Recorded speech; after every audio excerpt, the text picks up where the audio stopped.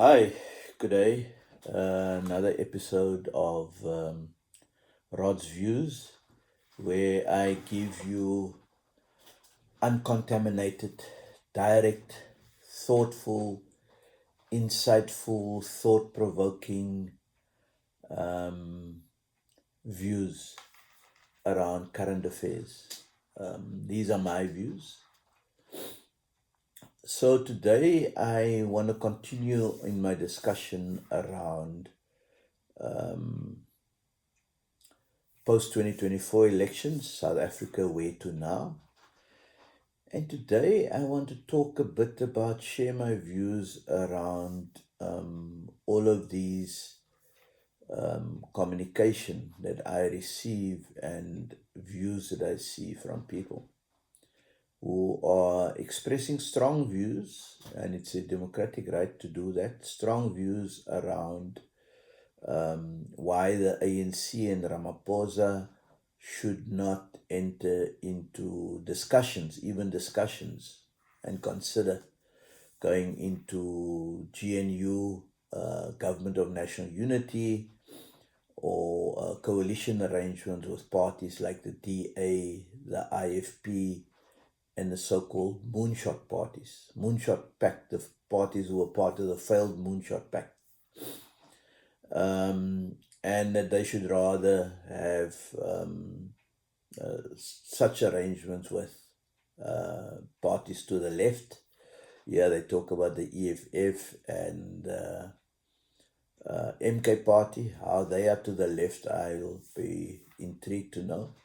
And then they talk about, they also need to talk to so-called black parties. Another explanation, I'd like to know what qualifies a party to be a black party. So this comes from black business, comes from COSATU, comes from SACP, comes from various interest groups, veterans, etc., etc., etc. So they all got a view about that.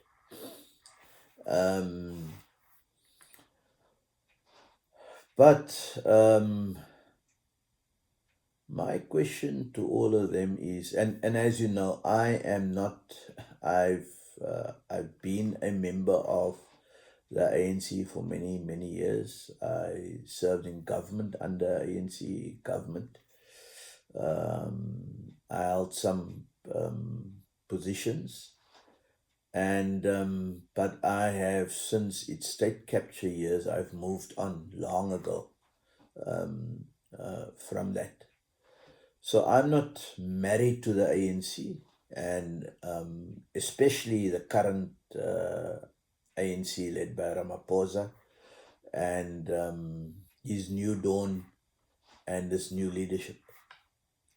I'm also not a apologist for the DA or the Moonshot Pact. Those who know me, I expressed a strong view against it. I regularly call the DA out for how they just abuse our people, and they don't read the room right, all of those kind of things for their anti-transformation kind of approaches, etc. It's a new dynamic. It is what is best for South Africa. No party has won an outright majority, and they're all grappling with it, how to go forward. So let's focus on principle, because apparently these people hold these positions on the basis of principle. So I'd like to know what should happen if the ANC ultimately enters into a GNU agreement with the DA and other parties part of the Moonshot Pact. The IFP already announced last night that they're entering into a GNU nationally with the ANC, and especially in KZN. So it's probably going to be like that in Gauteng as well. So yeah, principle. So will the SACP and COSATU and others who called to were vehemently against the ANC, um, forming those coalitions and going into the GNU arrangement. Will they then go on a matter of principle, divorce from the ANC, go their own way, form a new entity, and actively campaign against this new government of national unity and sever ties with Cyril Ramaphosa and this new ANC? That will be interesting because remember, on the matter of principle, you've disagreed with them. So now let's see whether the proof is in the pudding or in the proof is in the eating of the pudding.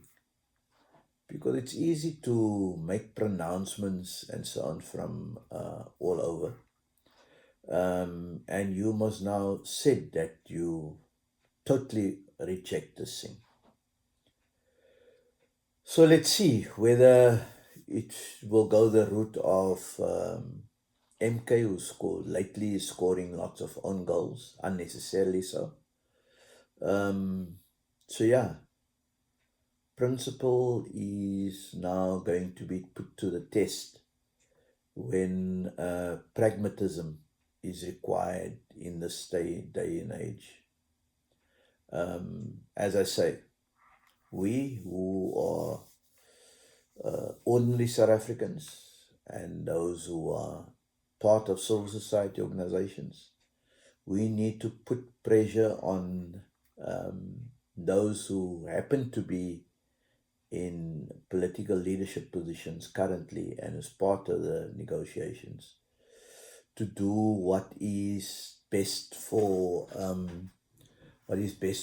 ordinary South Africans and what is best for our country. And as I said, after the elections, they are putting South Africans first, and they will put South Africans first. So let's see what happens. Yeah, please subscribe to the channel, and I'd like to hear your views on it.